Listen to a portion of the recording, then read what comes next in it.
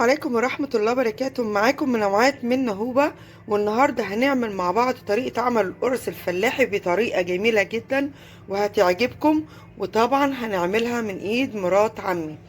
هقول لكم على المقادير وهنمشي مع بعض خطوة خطوة وهوريكم احنا هنعمل ايه. اول حاجة ببركة بسم الله احنا معانا 2 كيلو من الدقيق، ومعانا كيلو لبن رايب. يعني ايه لبن رايب؟ يعني احنا بنجيب كيلو اللبن وبنفضيه في كسرولة بالشكل دوت، وبنحطه في فرن البوتاجاز لحد تاني يوم، طبعا من غير ما نولع الفرن. هنلاقيه ان هو رب الشكل ده. هنبتدي الصبح ناخد الوش بتاعه عشان هندهن بالفطير. ومعانا نص كيلو سمنة. النص كيلو دوت احنا واخدين منه معلقتين بالشكل دوت. ومعانا كيس خميرة، ومعانا 3 معالق سكر. وهقول لكم احنا ليه خدنا المعلقتين دولت عملنا بيهم ايه. ويلا بينا هوريكم خطوة خطوة هنعمل ايه.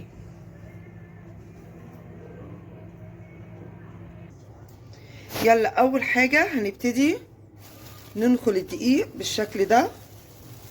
اهم حاجة ان احنا لازم ننخل الدقيق بالطريقة دي كده. هنفضي ال2 كيلو. يلا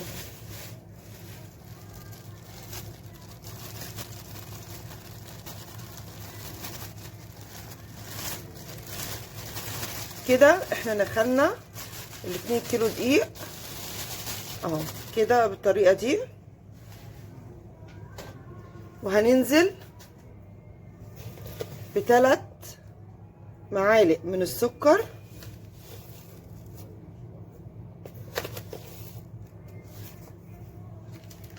وهننزل بذرة ملح. بصوا بالشكل ده، يدوبك طرف المعلقة بالطريقة دي. وهنا هننزل بالخميرة،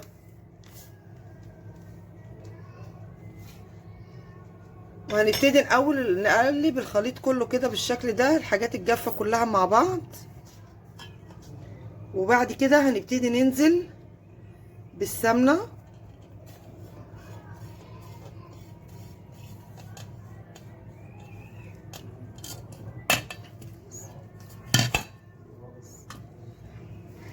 ونقلبهم لحد ما الدقيق والسمنة يبتدوا يتجانسوا مع بعض بالطريقة اللي انتوا شايفينها دي.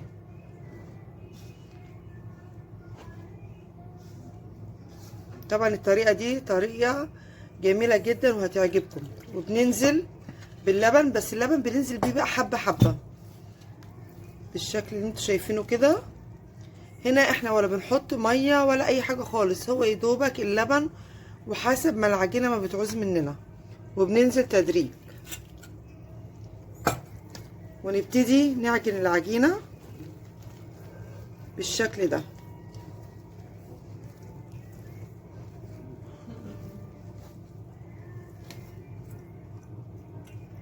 كده. احنا نزلنا بكيلو اللبن كله،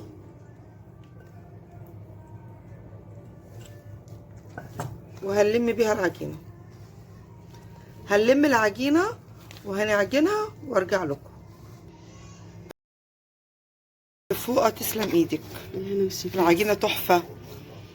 هنا هنبتدي ننزل ب3 معالق من الزيت، طبعا عشان هي عارفة المعيار بتاعها واستاذة الله اكبر فيها. بس هما دول 3 معالق من الزيت. ونلم بقية العجينة بالشكل ده. طبعا العجن دوت حرفة مش اي حد. يلا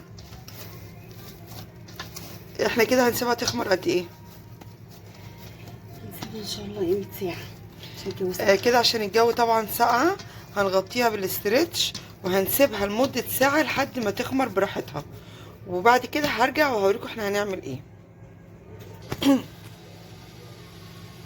كده احنا غطيناها بالاسترتش بالشكل ده، وهنبتدي نغطيها برضو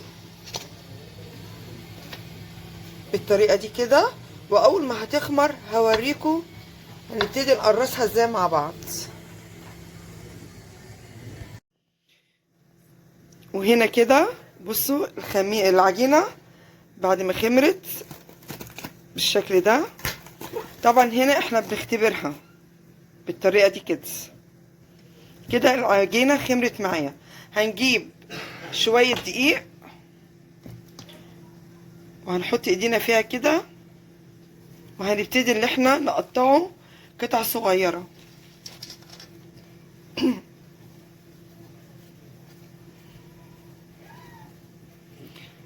بصوا هنعمل كور بالشكل ده.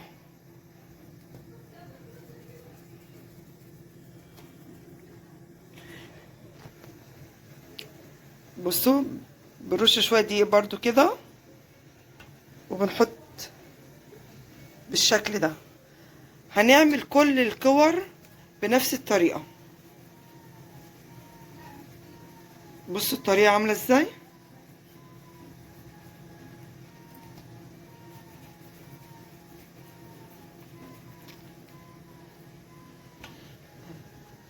هنعمل كل الكميه مع بعض. وهنا بعد ما قطعناه بالشكل اللي انتوا شايفينه دوت، بنبتدي برضو نسيبه يريح شوية كمان بتاع ساعة كده على ما نبتدي نخبزه. هغطي كل العجين وهوريكم احنا بنفرده هيبقى عامل ازاي. وهنا كده بعد ما سيبناها ساعة بالشكل ده، بص بقت عليه شكلها عامل ازاي. هنبتدي نبططها مع بعض عشان نبتدي نسويها. بس طبعا قبل ما نسويها برضو هنسيبها تريح شوية. بصوا هنا الطريقة. اللي مش هتعرف ان هي تبططها على ايديها تبططها على الصينية. بنحط الاول شوية دقيق ونبتدي نفرد العجينة بالشكل ده.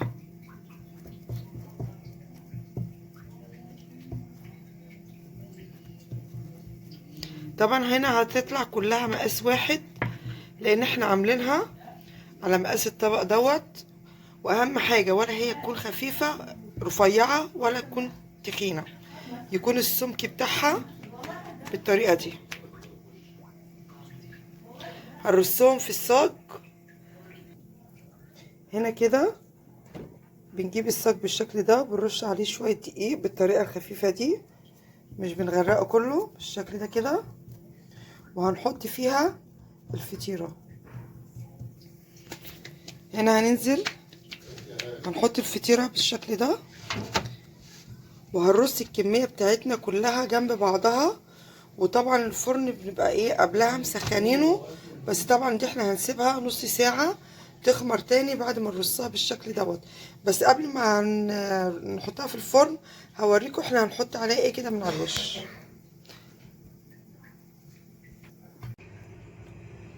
وهنا كده الفطير بعد ما بططناه كله بالشكل دوت، شوية السمنة اللي احنا كنا سايبينهم اللي قلت لكم عليهم في اول الفيديو، احنا بنحط عليهم وش اللبن اللي احنا كنا مروبينه.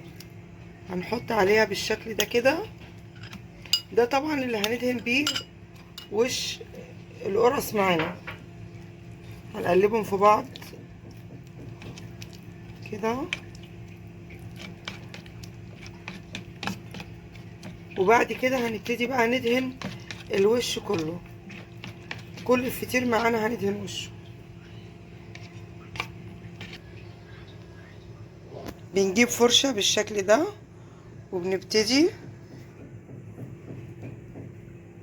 نعمل بيها الفطيرة. هنعمل الكمية كلها بنفس الطريقة.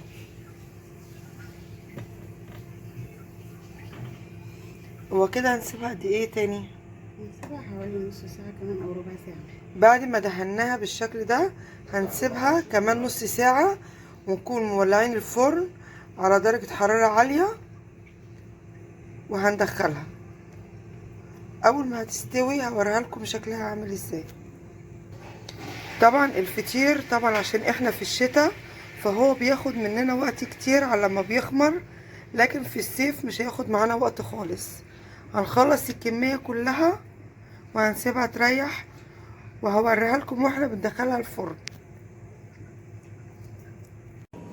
طبعا بعد ما رفع معانا بالشكل دوت هبتدي هدخله الفرن. هنولع طبعا الفرن زي ما احنا ما قلنا، وهنولع الشواية على نار هادية مش عالية خالص، يعني النار تكون هادية، وهدخلها الفرن. وبعد ما يطلع هوريكم عامل ازاي. وهنا كده بعد ما الفطير خرج من الفرن بقى معانا بالشكل ده. بصوا منظره عامل ازاي، تحفة. بصوا